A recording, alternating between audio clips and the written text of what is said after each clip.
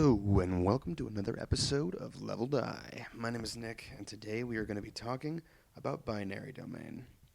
So this game is actually really sick, so I am not going to spoil any of the story stuff. We'll talk more about gameplay and characters and stuff. I want people to play this game the way that I played it, with no knowledge of what was going to happen. I did know that there were multiple endings, and I knew that they were tied to the trust system, which we'll talk about.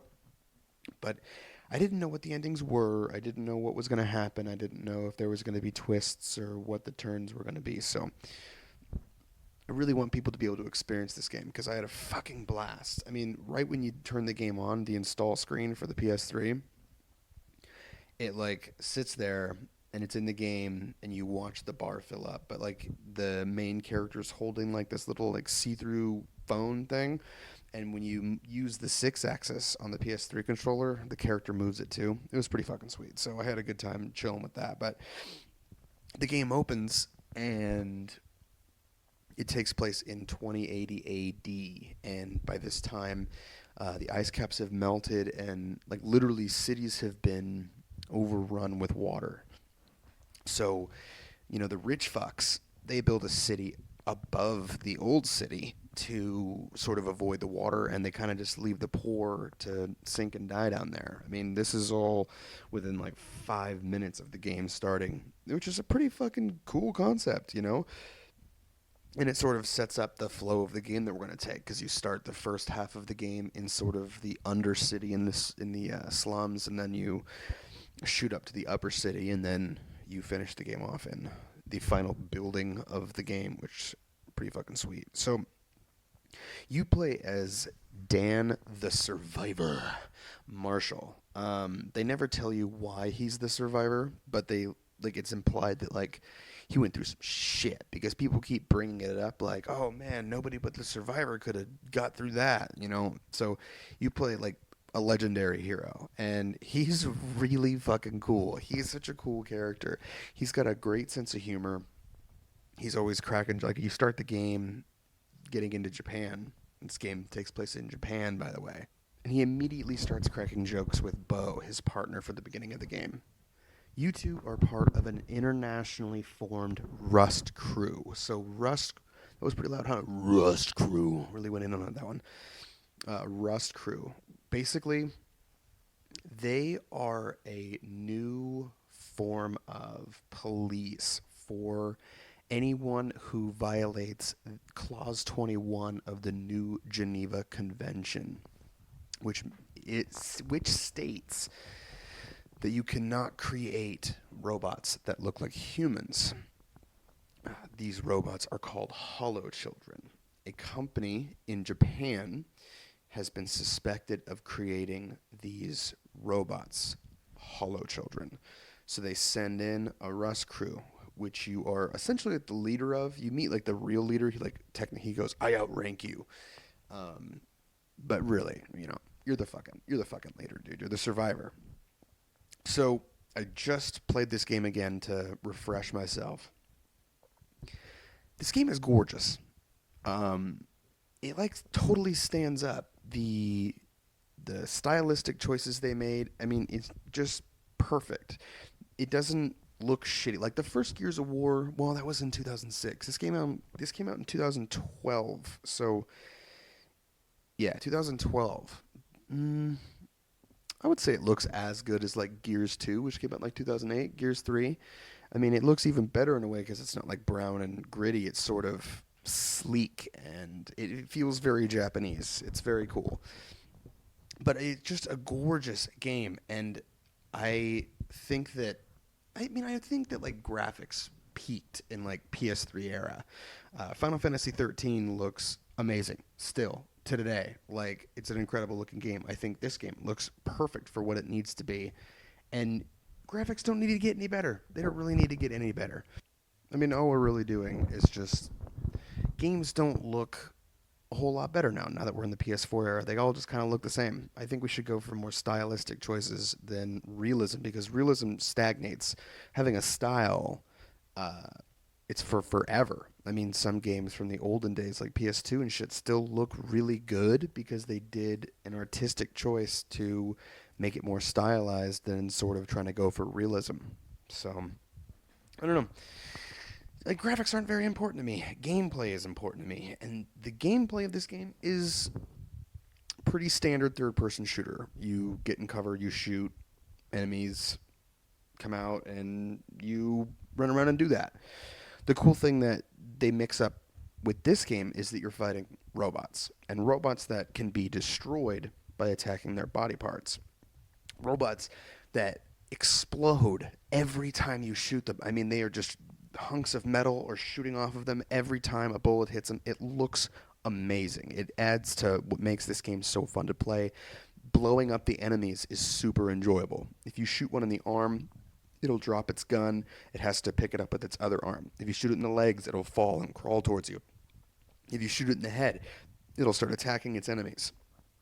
It's a really fun enemy type because there's so many little things that you can do with them. I mean, it's only a few things, but it makes the in the moment gameplay. You're thinking about those things, sort of like how Dead Space made you think about limbs instead of just getting headshots. It gives you another thing to focus on, which makes you more engaged. And there's even different types. There's the ones that kind of take cover and switch cover and shoot at you. There's snipers. There's ones that rush you with shotguns. There's like ninjas. A bunch of different enemy types. Totally fun to kill them. It's a really, really good gameplay loop. You if you're doing like really well, and this is something I fucking love, like say you get like a multi-kill or you are just gunning down tons of robots and like getting headshots and their arms are flying off, your teammates will actually go, oh hell yeah, you're the best. Like they'll say like encouraging shit, and every time they say shit like that, I just get super hyped. I'm just like, I am the fucking best. I am a killer. I am a fucking animal. And it just I don't know, it like brings you more into it. And I really enjoyed that part of the game because what always happened in like the hypest moments, you're doing good, and then like they pump you up by telling you you're good, and then you just do even better. Just little details like that. Oh, and when they do that, that's their trust meter going up. So this game has like a trust system where as you perform well, if you sort of pump yourself up, say things like, so they can talk to you in this game. There's like this whole voice command, audio command thing where you can, if you have a mic, you can train the voice and you can say a bunch of stuff. I never got it to work for me, but they give you some like stock standard things that you can say throughout the game. And as you like answer questions and talk to them and stuff, like you build this trust level. And if you perform well, the trust level goes up. If you shoot your enemies, it's like the biggest way to lose trust is it'll take your trust away. That's what I'm trying to say. So don't shoot your teammates, obviously, right? So all of that adds to the experience of what it's like to play Binary Domain. It's super fucking exciting. Like the trust system isn't super fleshed out. It's kind of bare bones. And now this is something I did know, so I have no problem kind of spoiling it for you. This game has multiple endings, and the endings are based on how much your teammates trust you. So that's all I got. I don't know what the endings are. When I first started, I didn't know what the endings were. I didn't know how much trust I needed. I'm going to leave that. That's all I'm going to say. Is there are multiple endings, and they depend on the trust. Now you can. I got the best ending first try because I'm a gamer. I'm a hero. Okay, I'm awesome. I'm good at video games. So I got the best ending, and it was a roller coaster ride. So I gave you the details. I got the best ending. You can do it too. It's not tied to difficulty. Okay. So let's talk about these characters. So you got Dan, the survivor. He's fucking funny. I mean, he's just got like a great sense. He feels human. I don't know, just like the way all these people communicate, it feels really natural, and that's something I really appreciate with this game. You got Bo, that's your first teammate, big black American dude that you worked with in the past. You've got Charlie, you've got some chick, you've got Faye, then you get a robot named Franz or something fucking French, I can't remember, and then you get two more people near the end of the game, and then they like kind of come and go. Ooh, oh fuck! It's also something cool. So like every section in the game, you like get to like pick your team, and that's sort of how you interact with all these people. One of the things I learned, they can't know who's gonna be in the cutscenes when you get to these moments. So that means, well, I mean, they know, but it's like there's different cutscenes for every group of people that you bring in. People say different stuff and interact in different ways. I went through it one particular way, but I know for sure that there are certain areas that you can go. If you bring, like, like, at one point, your whole team is there. And then, like, all right, we need to split up. And you carry, like, those three people for, like, an hour and a half. And if you pick any other two like, sections of two people, the way that they're going to react is going to be different. And it's something super fucking cool that definitely makes you want to play it multiple times. One of the things that won't make you want to play it multiple times is there's no new game plus in this. So all the upgrades you get, all the nanomachines you get, all that shit, it all goes away the next time you start. That was a big miss on Sega's part for this one for sure, because it would have been so fun to play all the difficulties with like fully upgraded weapons like right from the start. That would be just Shrek shit. Oh my god. So I mentioned a few things: nanomachines and weapon upgrades. Weapon upgrades, it's basically just like they unlock as you progress through the game. You use little in-game terminals and spend the money you make in killing enemies. You just upgrade your gun. It'll make it shoot harder, faster, be more accurate. You can do that with every main character's gun. Each character has a specific gun. You also have a specific gun. You can pick up other ones like around, like the ones that the enemies use, but that goes into like your secondary weapon slot. So you have your primary weapon, which Dan uses for the whole game, which I felt was kind of like, well, you know what? We'll talk about that a little. We'll talk about that a little bit later. Then you can pick up enemies' guns, and then you get a pistol and grenades, and then you can, so you can like take an LMG with you if an enemy drops it, and you can use it, and that's cool. And Bo has that gun, but you're the only one who has like your assault rifle, which has like the ability to shoot this like blast of electricity that just absolutely nukes shit later in the game. I maxed the gun out right before the end, and I was doing loud, dude. Fucking robots were just one shot, just exploding. Oh, it was so much good. So much good. So good. So much fun. So much good. Jesus Christ. Okay. Wow. Wow. So that. Oh, the Hollow Children. Did I have? I don't think I broke into the Hollow Children. So, Hollow Children are robots that look like humans, and they don't know that they're human. That's the crazy part about the Hollow Children, is they have no idea they're human or they're robots until they're shown that they're not human.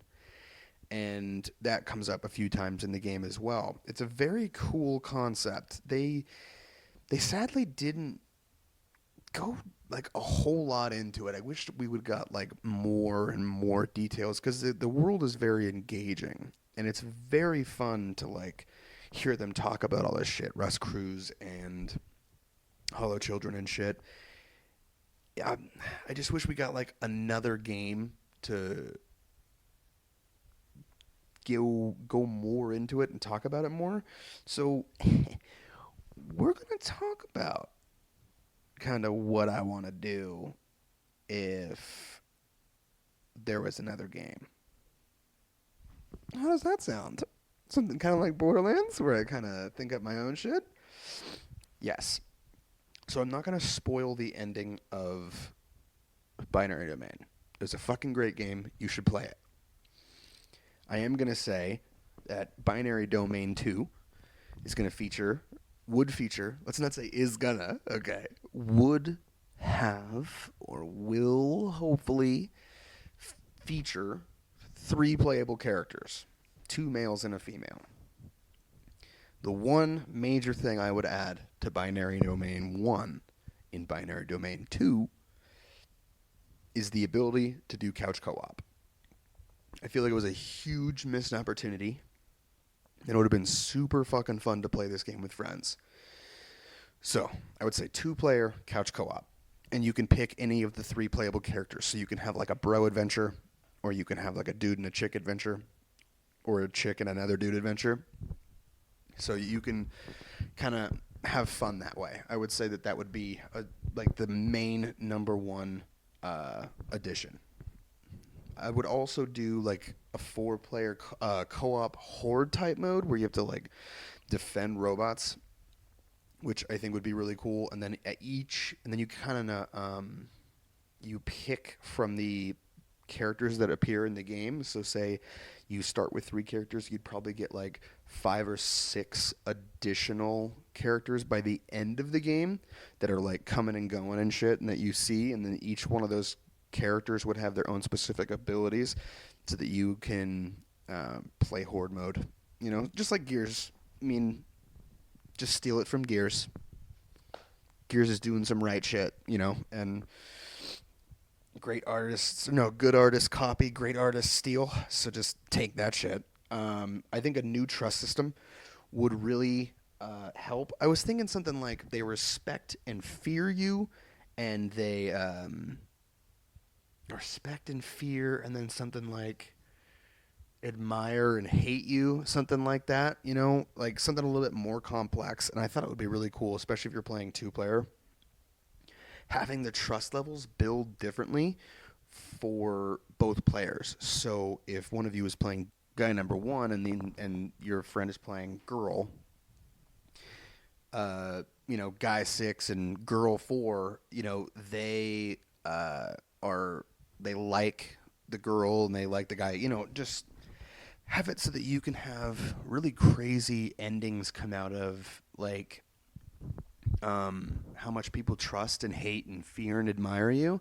And I wanted there to be like really cool fucking multiple endings for this, like so and so was a robot the whole time, you know, things like that. I think that that would be really fucking cool to have in this game, and I'd be really fucking into that. I absolutely fucking would. So I think that we should also add, and you know, I'm always gonna get flack for this, but I think more games should play like Resident Evil 6. So I think this game should get a Resident Evil 6 combat system where you have like a stamina bar and you can melee with it and you can like do melee moves and stuff. Just because I think, because Dan is shown doing some shit in Binary Domain 1, like throwing robots and stuff and smashing shit. And I just thought it would be really cool if the characters that are in Binary Domain 2 could do it and do it even cooler, just improve it. And like a movement system similar to Resident Evil 6, which was like super fluid, running around and moving and dodging and rolling and back rolling and stuff felt really good in that game. So I think that would be beneficial to Binary Domain 2 to have, for sure. I mean, basically that. I mean, this game is fucking great. Binary Domain 2 would be a hit. And I think that you should play it. And if you guys play it, and they're somehow making money on this game still, maybe they'll see that people would play a sequel. That's all I want. I want a binary domain. I want a Binary Domain sequel, and you are the only way that I'm going to be able to make it happen. Play it. Play Binary Domain 1. BD. I should have been calling it BD this whole time. Tell me how you like it, because it's fucking awesome, and there's no way you're not going to like it if you like the games that I like. You're going to like it. I think you are. So, short, sweet, beautiful episode. 20 minutes? That's your car ride to work, baby. Easy. So, you know what? I came up with like an actually good scripted closer that I'd like to fucking just pull up, because I'm tired of not having fucking my closer, because I always make it different. So this is going to be the official closer from now on, so that we're standardizing a little bit. So, Thank you for starting your weekend out right with Level Die. Follow your death drive. Simply be despair. And I'll see you next time.